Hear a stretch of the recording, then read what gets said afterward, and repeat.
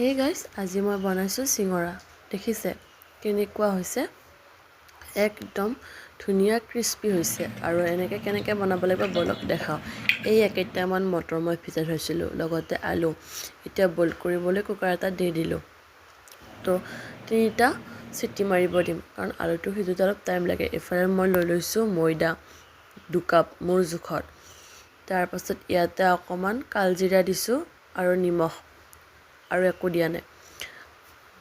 ইয়াতে এতিয়া দিম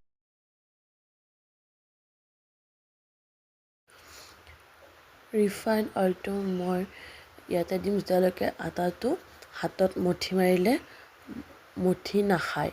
যেতিয়া মুঠি খাব তেতিয়া গম পাব যে এইটো একদম পাৰফেক্ট হৈছে। তাৰপাছত মই আধা ঘণ্টা ৰেষ্টত ৰাখিব দিম। তাৰপিছত কালঞ্জি, বাদাম, জলকীয়া, ধনিয়া, হালধি, জলকীয়া গুড়া, নিমখ আৰু জিৰা গোটেইবোৰ একেলগে মিক্স কৰি মই কেৰাহীত দি দিম আৰু ধুনীয়াকৈ লৰাই থাকিম। আৰু যেতিয়া একদম হৈ যাব, তাৰপাছত বাতি এটাত ওলাই ৰেষ্টত থ'ব দিম।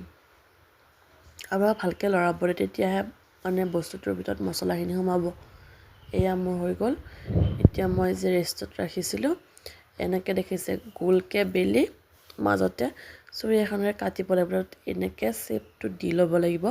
আৰু শ্বেপটো দিয়াৰো কিন্তু এটা ভাল মানে শ্বেপটো ভাল হ'লেহে, আৰু চিঙৰাটো মঠোতে যিটো মানে ৰিফাইণ্ড অইল ব্যৱহাৰ কৰা হয় ভাল হ'ব লাগিব, তেতিয়াহ'লেহে চিঙৰাটো ভাল হ'ব। আৰু যদি নহয় তেনেকৈ ভাল নহ'ব। এয়া মই ইমানকেইটা চিঙৰা বনাই ল'লোঁ।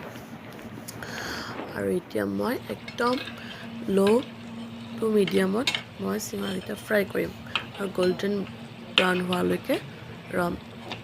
মোৰ চিঙৰা একদম ৰেডি। তো আপোনালোকে এনেকৈ ঘৰত বনাই খাই